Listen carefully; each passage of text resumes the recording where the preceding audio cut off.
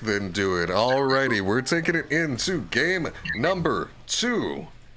Alterac Pass here. Masters Clash Series number 3. We have Masters Clash Academy on our left. Chili Mountain on our right here. Some strong players. We can hear you typing a little bit here on the broadcast, Cav, just to let you know. And now, so, coming into this Alterac series, Cav, I will confess, I am not intimately familiar with these teams as we have exactly presented right here. Do you have an opinion on who's going to take this one? So Chili Mountain, otherwise known as WA, is debatably one of the top 3 teams in both the CCL and Masters Clash. They are playing with a sub. They're playing with Modcheck. That's not normally on their team. So I don't know how big a difference that's going to make. Modcheck actually famous for playing Q-Build Mephisto in EU Ladder and making it look really good. And then I recognize Nagrim on the other team, and that's the only person I recognize on their team. That's usually a bad sign if I don't know who players are. I will say, I flashed the standings really quick right here. Let's go ahead and take one more look at them. And we see Chili Mountain dethroned for the number 1 spot after Oxygen's performance in that last game. They're going to look to pick up some more points right here. Probably want to take that number 1 spot back, though. But we're looking at a difference here of 12 points to 2 between these two teams. So yeah, Chili Mountain came close to dropping a map last week. They literally, against Granite Gaming, had a 1% Alterac core that they managed to hold 266 health, I believe. Wow. With 40 armor, so it's a little bit more. But like literally, it came down to Granite Gaming not executing. If they'd executed perfectly, they would have ended the game. Oh yeah, I remember seeing some discussion about that, about who should have hit core and whatnot over in your Discord. Yes. Okay. Yeah, but I expect Chili Mountain to take this 2-0. I don't know if the games themselves will be interesting. I guess we'll have to wait and see. Well, I think that regardless of the level of competitiveness in a game, which honestly I'm not ever going to call, hey, this is going to be fast 2-0, there's always something that you can take from a series. There's something, a statement I came up with, you always win, you either win or you learn something. It's an original quote from me. Definitely didn't steal it from Gav. As we now go into this series, first pick a Nubarak from Nagrom, followed up by Banana H. I believe at one point you called him the best support in CCL? I didn't. I would agree he's the best support in the CCL, but I didn't call him that publicly. But he won the award for best support in CCL. And you believe it was well-deserved? Yeah, it was. I mean, obviously. I drafted him for Season 1 of CCL, right? That Nubarak pick may seem a little strange to people. That Prio might seem odd. The reason people pick a Nubarak so early on Alterac Pass is he can actually... A good tank plays out of vision anyway, so you don't know where he is on the map. A Nubarak can actually walk up to the objective, use 2 beetles to tank the guys that spawn, and then just cap the objective. So if a Nubarak's on the enemy team, you have to constantly be looking at the minimap, constantly be looking at the objective anytime it's up, or he'll just back cap it, and then you have to go cap it, and then maybe a fight breaks out. And it's really hard. It's really easy to lose the objective to a good Nubarak player, and that's why his prio is so high. Yeah, I know we see a similar thing with Samuro players, maybe not in tournament play, but on ladder. Samuro, an eternal threat for those backdoor picks, able to tank the NPCs with his clones, get the pick himself, and escape to safety should the need arise. I would love to see Samuro, I would love to see Tracer, but I know that pro opinions of those can be a little bit shaky at times. Junkrat, also a high priority pick on Alterac Pass, is secured by Masters Clash Academy right here, and we see Tyrael Falstad for Chili Mountain in the 3-4. It's weird that Dino picked the Tyrael. I don't know if that's a role swap because they have a sub, because Dino normally plays ranged, of course, or if they're going to play melee Tyrael with... No, there's no way they're playing melee Tyrael with a Falstad. I take it all back.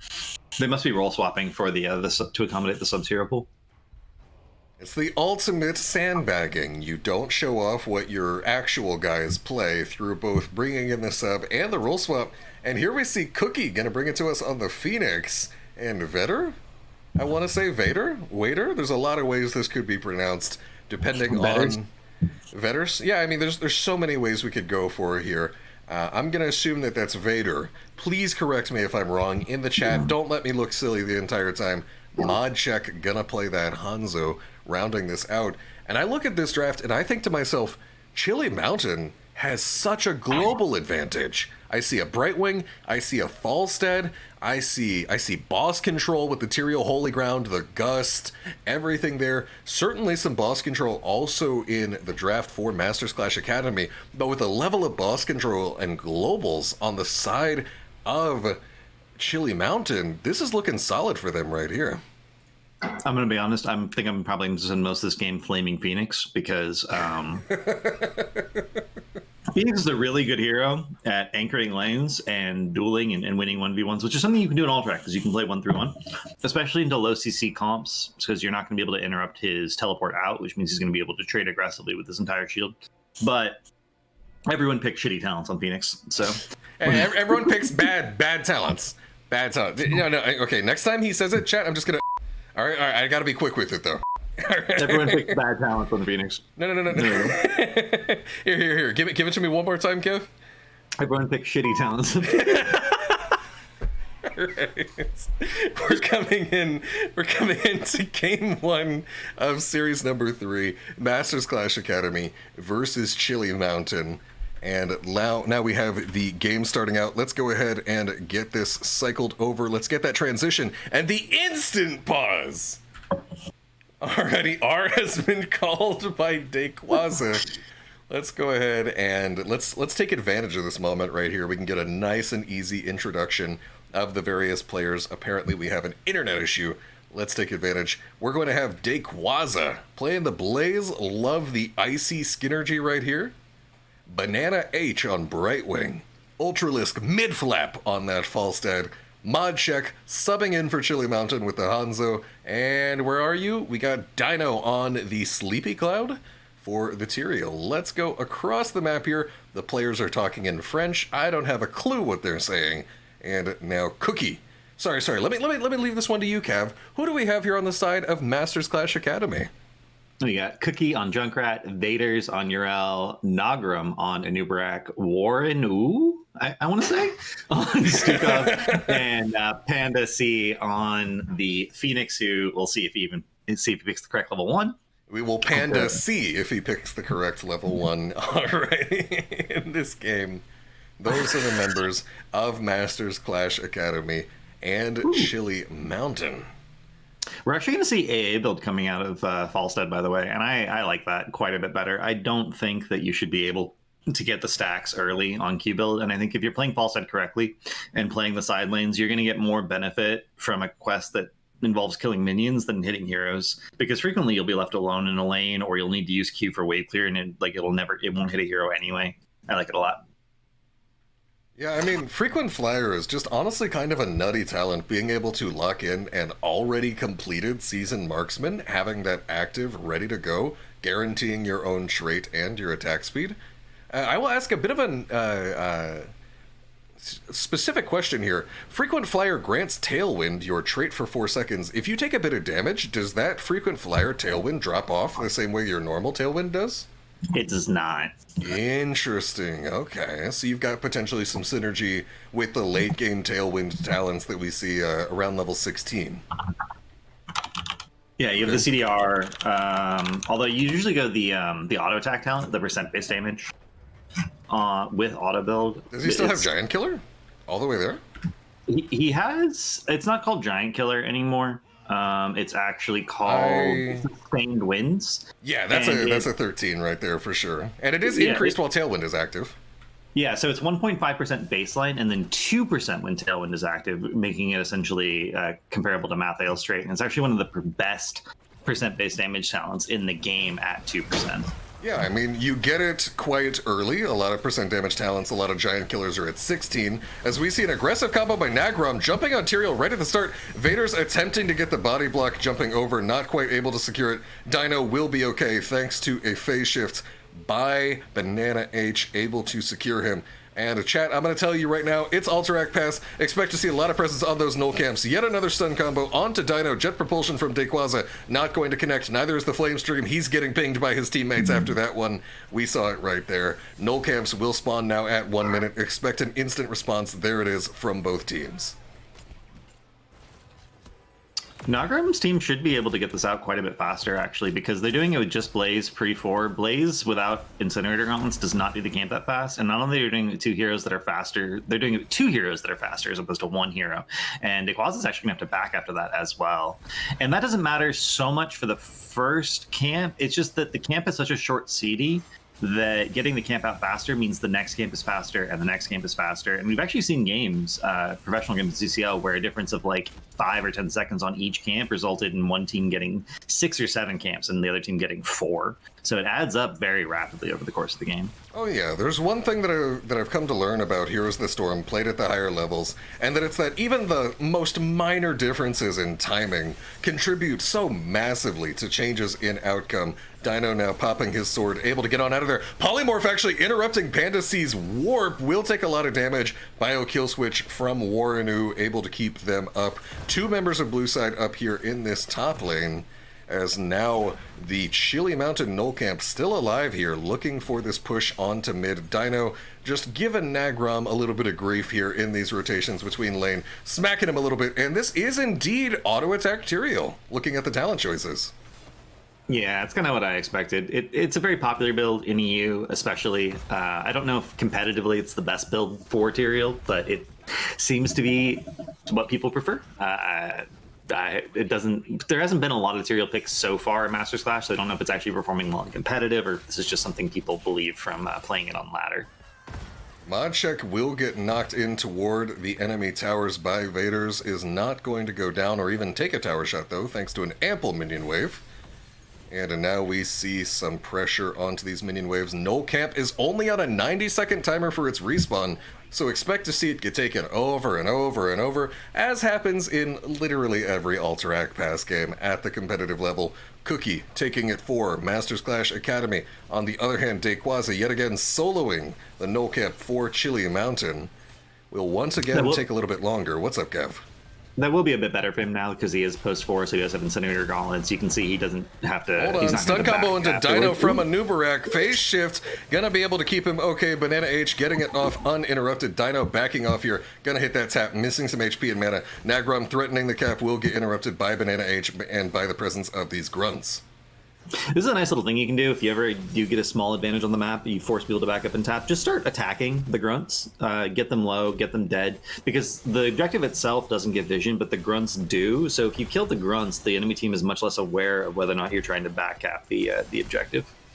And now we see a response onto Vader's, actually a well-timed body block from Tyrael, cutting off the rotation, but Urel's got wings, able to jump right on out of there. Dequaza dropping a little bit low at the moment. So far, one of our less bloodthirsty games at the moment. No kills for the first 4 minutes of the game. Still fairly up. Okay. You had to say it? You bastard curse. I am sorry, chat. All right, we see Modcheck getting dived by Vaders right here. Modcheck able to... Wait, what? All right. Okay, all right. Okay. He jumped out to prevent dying directly into a fort that then killed him. But that's a moral victory, is it not? You died to the. I mean, he walked right into the Urel. The Urel smacked him. I don't know. Regardless, that's 2 kills in favor. That's 2 kills to 1 in favor of Chili Mountain here after a tumultuous start where they just had to spite me as soon as I said that people weren't dying. And now we see Chili Mountain pressuring this out. They're going to go ahead and look for yet another Null Camp. Null Camp number 3 of the game. Nagram able to get some time off of this objective, though. Looking for the capture will interrupt Mod Check. Remember, this objective does pause its remaining duration while you are recapping it. Both teams taking their Null Camps here. At this point, thinking about level 10 for this first objective.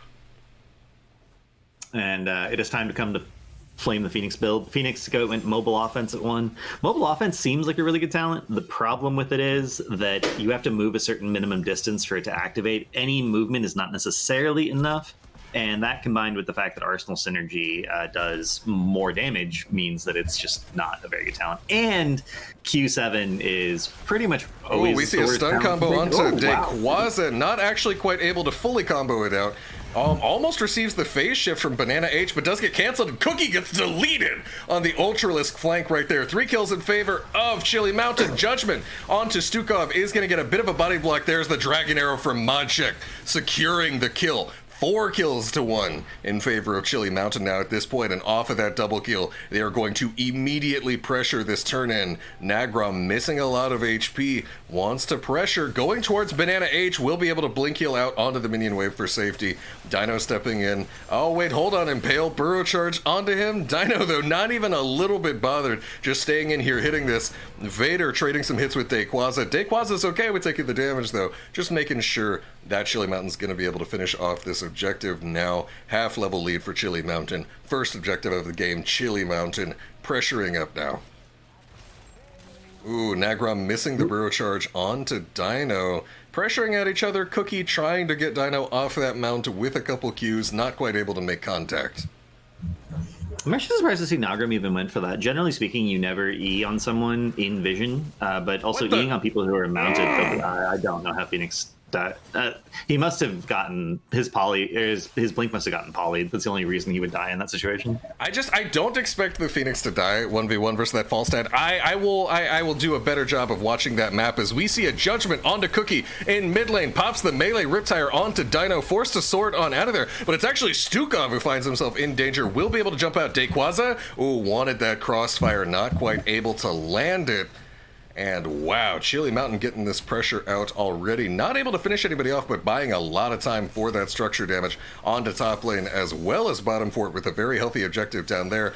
Dino stepping forward, gonna slap Vaders a bit, but Vaders will be okay. Generally speaking, after a solid defense, you don't lose all 3 forts to the first objective, but it looks like they might actually end up losing all 3 forts. Bottom is not yet clear. The objective just now. Dino jumps in, wait, massive shove pushing Dino all the way back behind first fort. He is, however, so far back that he can simply mount up and waltz away. Remember, there is no fort in mid, so he's fine. Nagrom not connecting on the burrow charge in top will impale Dequaza. As now we see everybody forming up in this top lane. Only Junkrat is not present at the moment. Dino not caring at all. Honey Badger levels of emotion here on the dive. Just jumping straight in on Panda, not losing any HP. Dragon Arrow interfering with the attempts to peel. Dino, though, not correctly predicting the sword, but it doesn't matter. He's got the Judgment, able to take out Phoenix. Nagrom dropping very low. A double kill for Chili Mountain. The aggression does not stop. The middle and the top fort both missing. Surely a boss play now on the horizon for Chili Mountain. They've got it. They're forming up on it. There's no way for Masters Clash Academy to stop this from happening. They are going to be a little bit slow on this boss. This is Q build, Hanzo, not W. Sometimes we do see W taken just to raise bosses, but, you know, auto attack. It's also to take Nullcamp faster as well. Yeah, it looked like he activated... Falstad even activated his 1 there, I think. So they are going to burn this extremely quickly. They may even double boss. Yeah, they're backing for mana. They're not going to push with it. So that means they're either going to go for objective or go for the double boss. As we see Dequaza over here in this bot lane, he is all by himself, but that's not going to stop him from going for the aggressive jet propulsion onto Cookie. Yet another massive shove, pushing Banana all the way out of the action. Banana looking to escape any way they can. Doesn't look like they're getting super hard collapsed on by the members of Master Clash Academy. Going to simply be able to Hearthstone right on out of there. There is a top boss pressuring onto this top keep at the moment in favor of Chili Mountain. I feel like there's an object permanence problem with this team. The Stukov shoves a hero completely out of vision. They're like, oh, that hero doesn't exist anymore. We shouldn't go looking for that and finish them off. Perhaps do something with that shove. It's like, oh, out of sight, out of mind. I think that it was a matter of the Brightwing was so far back, and Hearthing does not take that long, that they felt that it would not be likely for them to be able to catch the Brightwing. I think that may be it, as we see Dino getting pressured. Actually jumps right on in, though, able to dodge the weighted pustule, but does get cocooned by Nagrom. There's the Riptire, gets gusted away, able to follow up on his own cocoon with the lurking arm. Phase shift onto Dino, making sure he's going to be okay. However, Vader hopping on out of there. Still so much damage getting traded back and forth. Vader has the Ardent Defender coming up in just a second, but Nagrom, hold on a second, so much damage. Vader now jumping back in. There's Panda. Jet propulsion from a well-placed flank by Dayquaza, taking him out. There's the Judgment timed perfectly. Interrupts the Urel Leap as well. Vader's got nothing. Will be the second to go down. Warren surely the third. That's a triple kill. Cookie getting chased down by Dino. He's so swift and hits so hard. A quadra kill for Chili Mountain in dominating fashion. 10 kill lead, 11-1, 16-14 in terms of the levels. They've already got the mid-wave pushing up here. Dayquaza just making a problem for Nagrom, trying to be a nuisance. The rest of Chili Mountain taking out this bottom boss and securing the objective. And at this point, Masters Clash Academy is running out of options. At this rate, they're going to get 10 more kills, and it's going to be another blackjack. 21 to win. Null Camp actually will help de-push mid a little bit if they can get it during the objective. They're going to have to prio defending. They're guaranteed to lose a keep. If they defend bottom, they'll lose top. If they defend top, they'll lose bottom. So they have to decide which keep they would rather lose under the circumstances. I think it's better to lose bottom keep, since that boss will be a longer respawn than top boss. If they decide to lose top keep, then Chili Mountain will be able to go get top boss and then push with it onto an open core.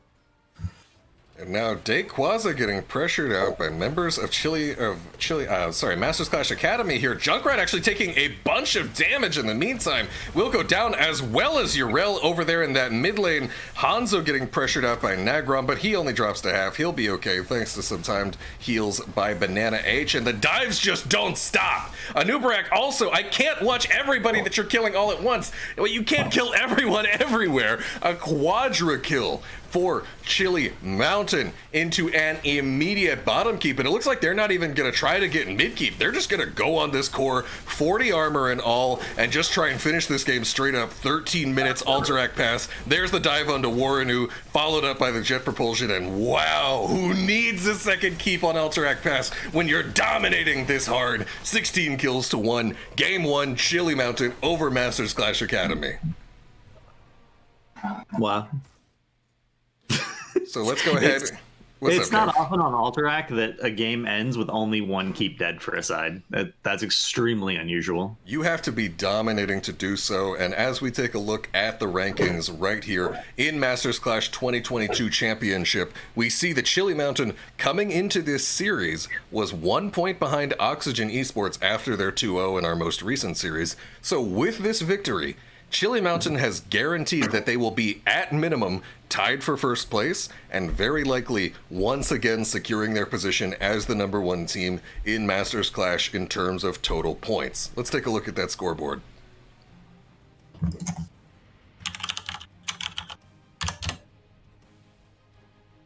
You know, one thing that I don't... So they've released the schedule up to April... Up to May, right? Yeah, the schedule goes pretty far if you look on the Masters Clash website. May 7th. But the second half has not yet been scheduled. So like Oxygen versus Masters Clash, I don't believe is April 17th. We know the days that they're going to happen. I'm going to pop us over to the Masters Clash website really quick. Actually, let me make sure we're in the lobby before I go ahead and do anything like that. You should do that. Yeah, I'm gonna hop in the lobby right there just to get us placed in. And now let's take a look at the Masters Clash schedule so we can see. I believe they have it going quite far. As we look right here, for example, the Gauntlet will start on June 4th. We don't know the exact time, of course, but it will start June 4th, and it will go through June 5th. Before finally the finale, the first game of the finale will be on July 8th, but we do not have dates for the remaining games after that. I don't know if it's all on the same day or exactly how that will work, but we have at least the date of the finale, July 8th, 2022. I just realized I'm not showing this on screen. I am amazing. Gauntlet's going to be on June 4th and June 5th. That is the stage directly after the current stage that we are in, the group stage. And then finally, the finale will start July 8th, 2022. You can find this information on liquipedia.net, Masters Clash Championship 2022. Let's go ahead and slide back over here onto me. we still tried to flick my hat and completely missed. There we go. We still got the women want me, fish fear me. You already know how we do it around here. As we wait on game number 2. Game number 2 is going to be Masters Clash Academy taking us to Infernal Shrines and giving first pick over to Chili Mountain. So after this week, each team will have 8 remaining best of 2s in order to give points, which theoretically is a maximum of 24 potential points, right?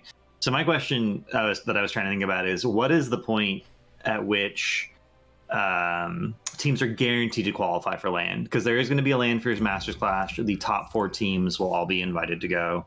Currently, Oxygen's at 13 points, Chili Mountain's at 12 points, Bangbush is at 12 points. I guess Chili Mountain's at 13 points minimum now because of their victory there on Alterac Pass. Yep. There will be a point where teams are mathematically eliminated. They could go undefeated the rest of the season. The other teams could go winless, and they still would not be able to make it. When those thresholds will exactly be hit, I am unable to tell you at this exact moment. As we see, Diablo is going to be the first ban of game number 2. I must remind you, chat, Masters Clash is always a best of 2. There are always 2 games, no matter what, here. And we have one more series after this one that's going to round out the day. That series will be Inting for Ruby versus Granite Gaming. Oof. That's such an interesting team, right? Because Granite Gaming, of course, is composed of a bunch of people who were legends in some cases in EU HCC, but they haven't necessarily been playing the game extensively lately. They aren't incredibly familiar with the meta, but they have heroes that they're just very, very good at, and their understanding of the game is on an abstract level is extremely high. Like, when do we do camps? When do we do timings? How do we play around vision? Stuff like that. They're very good at. So it's always interesting to watch Granite Gaming play and see where their experience wins out over their current lack of practice and knowledge. It's very interesting. And I mean, that current state is only going to improve as the season goes on and as they familiarize themselves more and more with that game. So I can't help but think that regardless of how Granite looks now, they've got to be a threat in the long run. Oh yeah, absolutely. Is everything okay over there, Kev? Are you being kidnapped? My cat knocked over a hat. I see. Daquaza first pick the Blaze. Cav is getting ganked by his cat in the background. Dark Matter, the insane ganks and comms, always coming in here. And now let's see what Masters Clash Academy busts out in their attempt to tie this series up and pick up, I want to say, a 3rd point in the standings. Oh, wow. Hogger Tychus. That's a really... Because Tychus is something that really punishes Hogger wanting to spin in because you just stand there and auto him. And this is Hogger on Shrines, which means that they're going to have a lot of Shrine control. That's a really good one, too, coming out of Masters Clash. Kev, maybe this is just some spitballing from me here, and if you think this is wild, just say so. How do you feel about the prospect of first picking Tychus on Infernal Shrines, knowing that completely opens you to take a Diablo, a Hogger, a Leoric, whatever you want after that, and the other team is very strongly discouraged from doing so? There were actually several teams that did that in CCL Season 3. Okay. It's not a bad draft strategy, honestly. Okay. And you can counterpick Tychus in the sense that you can make a comp where you're not too worried about anyone dying to the Tychus. But it's really hard to counterpick Tychus on Shrine specifically because it's really hard to deal with the control that Odin gives you on the Shrine itself. So on other maps, it isn't as good. But on Shrine specifically, because Tychus is essentially this double threat with both his burst damage from his trait and the fact that Odin gives you so much control over the Shrine, it's very difficult to deal with. And he just matches up so well into heroes that are strong on Infernal Shrines in those 3 that I mentioned right there, as we see Masters Clash Academy rounding out their draft here with Johanna and Rhaegar. It looks like they've got a fairly standard plan of just having nice Shrine clear, good AoE, and playing for that 5-on-5 on the Shrine and pushing with it, pressuring it out with those infinite Hogger spins, that Odin, that Johanna wave clear on the Shrine. It's fairly standard stuff. Yeah, Johanna Rhaegar is a really old school combo because of the way Condemn works. If you lightning shielded a Johanna. She's guaranteed to get more value than pretty much any other hero in the game. However, this is essentially main tank Maev with Dahaka as follow-up.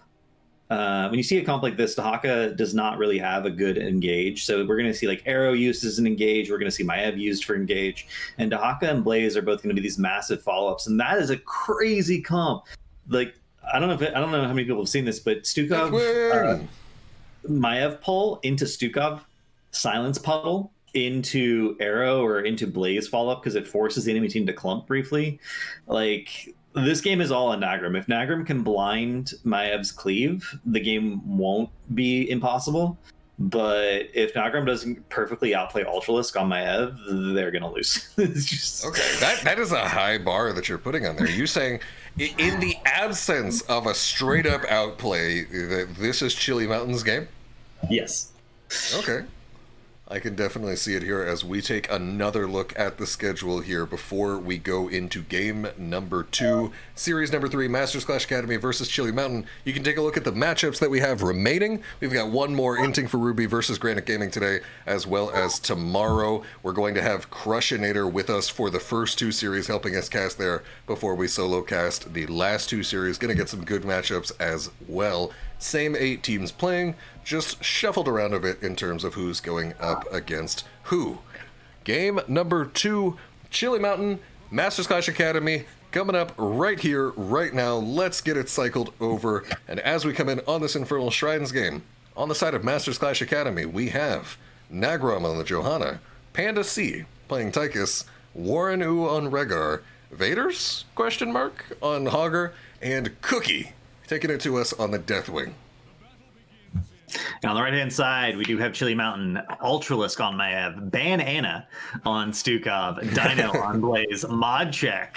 Ooh, Modcheck on that Hanzo again. And then Dequaza playing sub-tank Dahaka. Korea would call that a sub-tank. Okay. Not to be confused with the Mega Man games, where sub-tanks give you more health. I think Koreans would probably say something in Korean. But no, actually, they would not. They would call it a sub. Korea uses a lot of English words for gaming. That is true. That is true. All right, now we see Ultralisk jumping in right there, hitting a big Umbral Bind onto multiple members of Masters Clash Academy, and it's already a brawl. Mere seconds into this game, big scatters being hit. I must point out, Modcheck with the auto attack talent at level 1 this game. Getting a little bit of echo on you, Cav, right there as we rotate towards bottom lane here. And now Cookie getting dived on. I can't help but think he's going to go down. That's first blood. Wow, I'm surprised that Deathwing was the first thing to die. That is Dragon Soul level 1 on Deathwing, by the way. That's generally a level 1 that we see a lot of the time in melee Deathwing, but it can also be something we see in Q-build Deathwing. Sometimes, I feel like I see it more often in melee Deathwing. So melee Deathwing into Maev, I guess they're thinking that they'll be able to out-trade the damage? What is... Wow. Okay, 2 kills in favor of Chili Mountain so far here in this game, and off of killing the enemy main tank, they're able to just get that invade right away.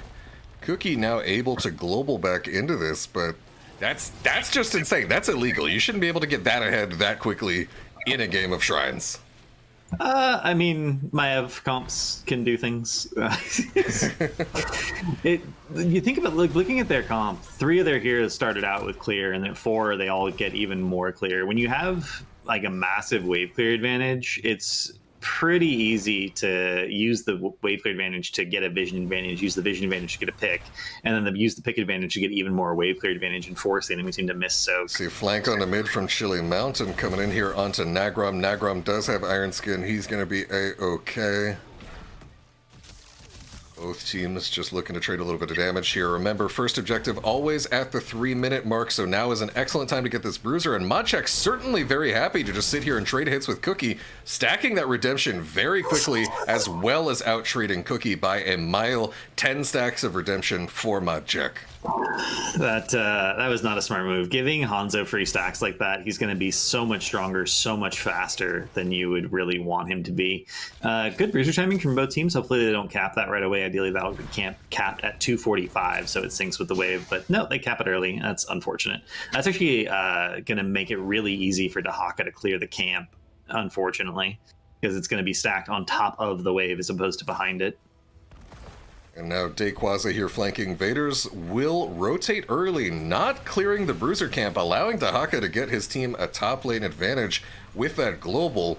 Masters Clash Academy would love to pressure right now before the Dahaka rotates in, and there we see pressure onto Ultralisk. Will be able to vault to the Wardens on out of there. Dino charging in, Cookie already half HP, and Hanzo is one stack away from finishing Redemption, surely about to get it. Dayquaza on the flank gets knocked back right there, and wow, the damage is huge. The AoE, Vader goes down, Tychus goes down, double kill in the blink of an eye. Nagrom getting run down by Dino. They're boxed in between a rock and a hard place. That is yet another kill, a triple kill. Cav is laughing maniacally in the background. They're not done yet. Warren getting dived here, dropping all the totems, trying to get whatever they can. Dino taking a million tower shots. Warren leading them on a wild goose chase, but here's Magic. It's always hilarious when someone gets body blocked into a corner and they literally can't get out. Like, they're guaranteed to die at that point unless they can like get a counter kill. But yeah, Nagrom got himself into a very sticky situation in that corner. And Cookie, it bears mentioning, Cookie came into that fight with only one armor plate because he didn't get a chance to fly before from the damage he took early. So the damage he took early in lane not only mattered for the damage itself, but because he came in with no armor plates, he basically got instantly deleted, which is not normally something that should happen to a Deathwing. And I must point out here for mod check, I am a huge proponent of auto attack Hanzo, or at least auto attack at 1. And with this redemption, your ability to shred through buildings when you have that Punisher with you, as we see Dahaka solo killing Deathwing in the top lane. What? Chat, I will say this, as much as I am missing some of these side lane kills, Masters Clash is just a smidge running it down in the side lane a little bit here, and you gotta forgive me on some of these, alright? As we see level 10 just around the corner for Chili Mountain.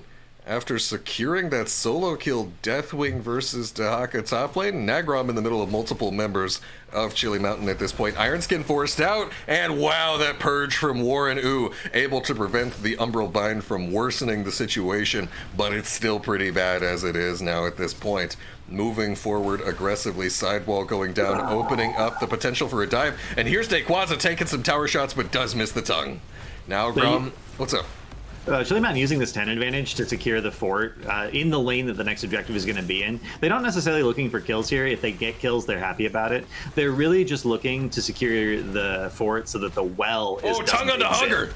Dayquaza pulling him in. There's the jet propulsion, lurking arm as well into Vaders. Does get the spin started, but not enough to save him. Nagrom now finds himself deep in enemy territory, able to sidestep a Stormbow, but it's not enough to keep him up. 9 kills in 6 minutes for Chili Mountain. This is a beatdown so far. Cookie is going to go ahead and swap forms. There's a fort right there. Ultralisk not able to yank Deathwing. That hero is permanently unstoppable. Banana H hearthing right in their faces. This is W build Hogger, by the way. So even though he's off lane, he doesn't have on the prowl, so he's not going to have that healing over time that we normally expect. However, theoretically, W at 1 does give you the most burst healing and the most healing in fights, assuming you're actually detonating your dynamite. And into a triple melee comp, that might be something he can actually do, especially now that he has the level 7. And here we see Dayquaza stepping up to Cookie yet again, trying to get a repeat of what happened just a moment ago. There's armor plate number 1 down. And hold on, there's a rotation on a top lane between these two teams. Away from the offlaners. Hold on, there's Ultralisk going on into Vaders and Panda. And there's the Dragon Arrow. Does get blocked by Hogger's Unstoppable. Not going to get CC today. Jet Propulsion hits multiple members of Masters Clash Academy. Here's Deathwing, the arrival of not quite a god because he doesn't have the 20, but a dragon. Ultralisk jumping on out of there with the Shade of Vengeance. Nobody going to die, surprisingly, as a result of that fight. Especially surprising after so much bloodshed early on in this game, but both teams have their heroics at this point. Now Cookie getting run down by Dayquaza and Ultralisk, unable to get CC'd, so we'll be able to wander on out of there. Nagrom getting chunked. There's the jet propulsion, the Stukov combo! Okay, and here we see Deathwing flying on in here, but his team is looking battered. Deathwing's gonna go down just after the Tychus as well. Triple kill for Chili Mountain. If they get one more kill, their kills and their level will be the same number, and I'm here for it. I want to see. You gotta have goals in a game this one-sided. You gotta do something to keep it interesting. Although I'm sure Chili Mountain's not going to do that. Professional, they're just going to try to close it out as quickly as they can. Modcheck will have to for mana here soon. No. Warrenu had me a little bit scared for his safety stepping in on that bruiser camp right there. A little bit of a face check, but not going to get punished. Ultralisk copping out before tanking any tower shots.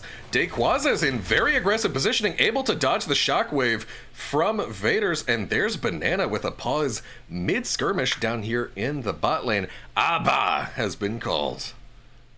This is awkward. Bless Shield is available, and no one is anywhere near that, so this should 100% be a dead Dahaka, especially since he's already used his E, but we will see if Nagram can make that happen. And now the team that called for the pause does say that they are ready. We're waiting on confirmation from Masters Clash Academy. There is the responding R. We should get a countdown any second now, taking us into this game. And let's take it back to Deathwing. I'm not sure, Doc. I'm not sure why I got off of him. And yep, there he is. Flew a little bit too close to the sun right there, melting his wax wings. Dahaka is going to get taken down, providing Masters Clash Academy with their first kill of the game. But Warren, going back in there. Wow! Bullseye, bullseye. Arrow finishing him off. Crazy. Mod check. That feels so bad when it happens to you. You think you're out, and then just a Hanzo arrow comes out of nowhere, and you end up dying. And that's the support is more important than the off lane, to be honest. So the Chili Mountain should be able to re-engage this. Looks like they're holding off at the moment. That should be an infinite spin from Hogger, but I don't know why his team is leaving. They need to get a lead on the shot. They don't want to finish it just quite yet. They're going to go ahead and get 39.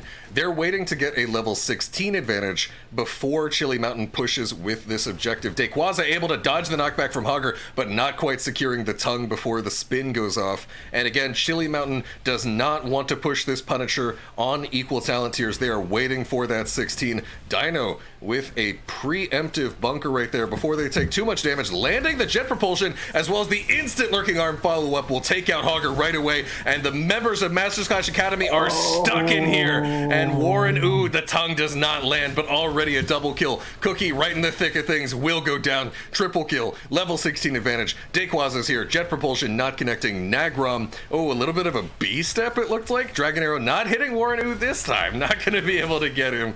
And a mod check stepping forward at the moment. Here's a Punisher and a Siege Camp and a Catapult and a team up 3 levels of the talent tier advantage. Nagram running out of Iron Skin. Able to avoid the jet propulsion stun, but still gonna go down regardless. And in fact, Kev, the kills of Chili Mountain have now outpaced Chili Mountain's level count, 17 to 16. This Punisher still has 38% HP, and it looks like Chili Mountain's just here to close out the series. Cookie R is in. I don't know if that's going to matter much. He's just taking so much damage. Deathwing is such a big hitbox into these heroes, into the Maiev, into the Hanzo. He just eats so much damage. I don't understand exactly what the Deathwing pick was supposed to do in this game, but I don't think we saw it work out for them. And 17. Now it's even. They can't get any more kills. Oh, no, they're going to kill Deathwing. You were saying? We see Ultralisk hopping into the bunker. Will walk away, able to vault to the Wardens to avoid that keep shot. And Vader dodging on out of there with the spin and the ancestral healing. Ultralisk hopping out.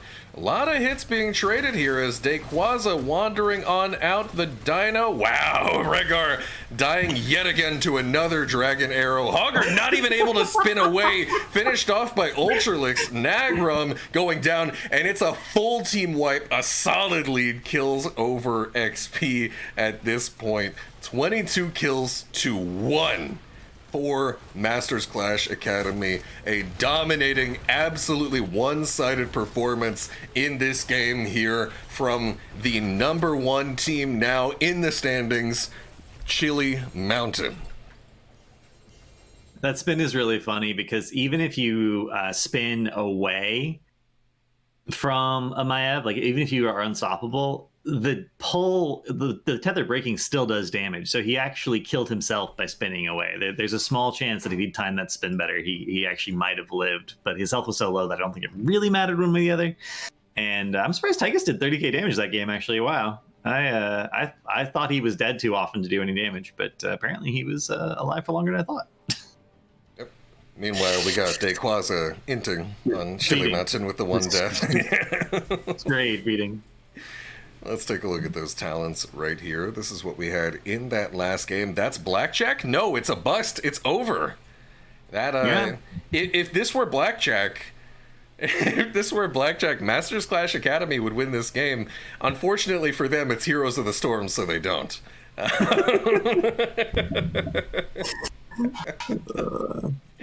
A strong performance from Chili Mountain. I'm going to see if Masters Clash has updated the standings. They have. Chili Mountain now coming in with 15 points, a 2-point lead over their closest competitor, Oxygen Esports.